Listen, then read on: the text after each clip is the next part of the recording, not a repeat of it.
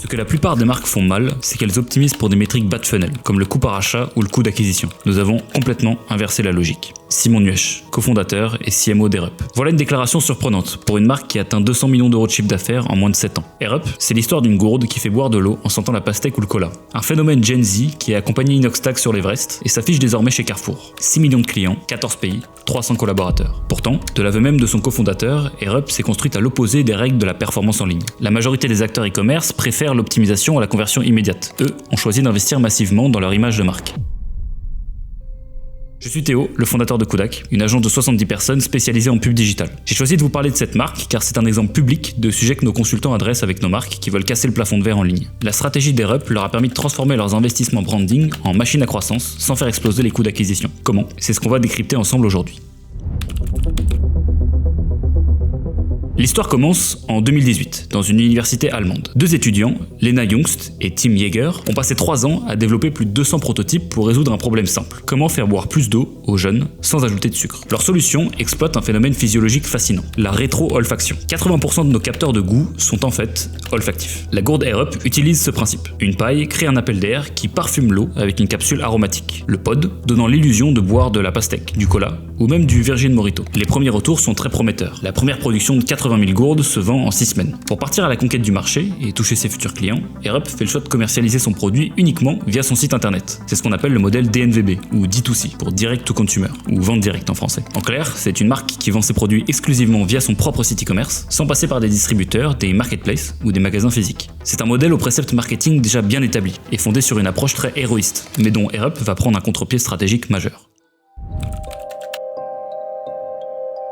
Rentrons un peu plus en profondeur sur le mode de fonctionnement classique d'une DNVB. Popularisé dans les années 2010 par des entreprises comme Dollar Shave Club ou Teddy Bear, ou en France Respire, le modèle direct to consumer promet tout ce dont rêve une jeune marque. Un contrôle total sur l'expérience client et le storytelling, des marges maximales car sans intermédiaire, et surtout la capacité de tracer précisément la rentabilité de chaque euro investi en marketing. Pour développer leur croissance, ces marques investissent majoritairement sur des campagnes de conversion, sur Meta, Google ou parfois TikTok, qui sont dites de bas de funnel. Alors arrêtons-nous un petit instant sur la notion de funnel. Le funnel marketing se visualise comme un entonnoir, souvent en 3 étapes. En haut, la phase de notoriété, pour faire connaître la marque au maximum de personnes. Au milieu, la phase de considération, qui sert à éduquer les prospects sur le produit et créer de l'intérêt. Et enfin, tout en bas, la phase de conversion, pour transformer les prospects intéressés en acheteurs. La plupart des DNVB se concentrent sur les campagnes bas de funnel, pour toucher les prospects les plus enclins à acheter. La promesse est simple, vous indiquez à Meta ou Google « je veux des achats » et l'algorithme se charge du reste. Il analyse les milliers de signaux qu'il possède pour identifier les personnes les plus susceptibles de commander. C'est quelques pourcents de clients pour lesquels votre coût d'acquisition sera intéressant, car l'effort pour les convaincre est faible. Résultat, dans ce scénario, les publicités touchent automatiquement les prospects les plus qualifiés, ceux qui ont déjà cherché votre type de produit, qui ont visité des sites concurrents ou dont le profil correspond à vos meilleurs clients. Cette approche s'accompagne d'un écosystème optimisé pour la conversion immédiate. Une landing page avec un seul call to action, une créa centrée sur la promesse produit, des codes promo souvent pour créer l'urgence. Chaque visiteur doit devenir un acheteur le plus rapidement possible. Bien exécuté, ce modèle est particulièrement efficace et permet de générer rapidement du chiffre d'affaires. Ces audiences chaudes entre guillemets alimentent souvent les premières années de croissance des DNVB.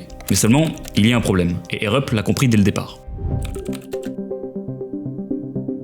En parlant avec d'autres startups, explique Simon Nuech, le CMO d'Erup, on s'est rendu compte qu'il y avait un plateau à 10 ou 20 millions d'euros de revenus, au-delà duquel les niches ciblées via Facebook et Google Ads s'assèchent et les coûts par achat grimpent. Quel que soit le montant, il dépend évidemment des secteurs et des pays, beaucoup de DNVB finissent par atteindre ce fameux plateau, un plafond de verre au-delà duquel la croissance ne suit plus. Elles ont souvent déjà bien optimisé leur campagne search et social, maximisé leur part d'impression et ajusté leur budget performance avec précision, mais la croissance plafonne. Chaque euro supplémentaire rapporte un petit peu moins. Le retour sur investissement publicitaire baisse, tandis que le coût d'acquisition client s'envole. Ce phénomène s'explique par une logique mathématique implacable, l'épuisement des audiences chaudes. Les campagnes de conversion ne touchent qu'une petite part des gens qui pourraient potentiellement acheter votre produit. Ce sont ceux qui sont le plus proches de la décision d'achat, mais ce réservoir n'est pas infini. Une fois ces audiences épuisées, les algorithmes doivent chercher plus loin. Ils élargissent automatiquement le ciblage vers des prospects moins qualifiés, des personnes qui ne connaissent pas votre marque, qui n'ont jamais cherché votre type de produit et sont moins disposées à acheter immédiatement. Sauf que ces nouvelles audiences coûtent plus cher à convertir. Au-delà d'un certain seuil, l'acquisition devient donc structurellement non rentable. Et c'est ce mur invisible que rencontrent les DNVB à partir d'un certain niveau de chiffre d'affaires. Élargir le ciblage coûte trop cher pour rester rentable. Le modèle tout performance révèle alors ses limites structurelles.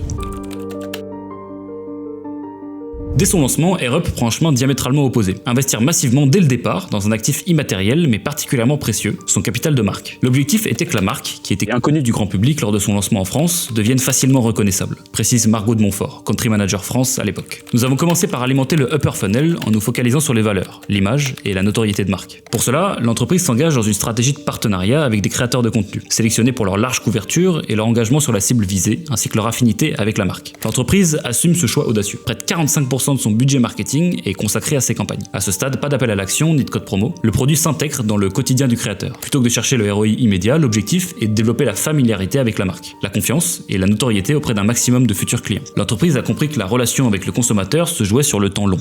Les one-shots commerciaux avec un influenceur, ce n'est pas notre stratégie, rappelle l'ancien responsable e-commerce de la marque, Florian Nock. La même vision est appliquée côté publicité. Les créas pop et colorés jouent sur l'effet de mode, de découverte et reflètent les valeurs de la marque, comme Excite the Ordinary ou Bouscule l'ordinaire en français. Là encore, AirUp s'engage sur un chemin différent. L'explication du produit et de ses bénéfices arrivera dans un deuxième temps, une fois la cible familière. L'entreprise veut d'abord asseoir son image et créer un lien émotionnel avec son audience. Chaque créa doit refléter la promesse de simplicité et de fun du produit. Qu'il s'agisse d'une publicité display, d'un packaging ou d'une collab TikTok, nous voulons que les gens ressentent la même émotion, explique Nima Akbari, directeur créatif de AirUp. Mais investir en brand ne veut pas dire dépenser sans mesurer. AirUp teste et traque rigoureusement l'impact de toutes ces opérations, que ce soit le développement de la notoriété sur la cible visée, l'augmentation des recherches de marque, l'engagement sur les réseaux sociaux, le nombre de vues, la perception de la marque, etc. Objectif, élargir la base de consommateurs prêts à recevoir et comprendre le message de la marque.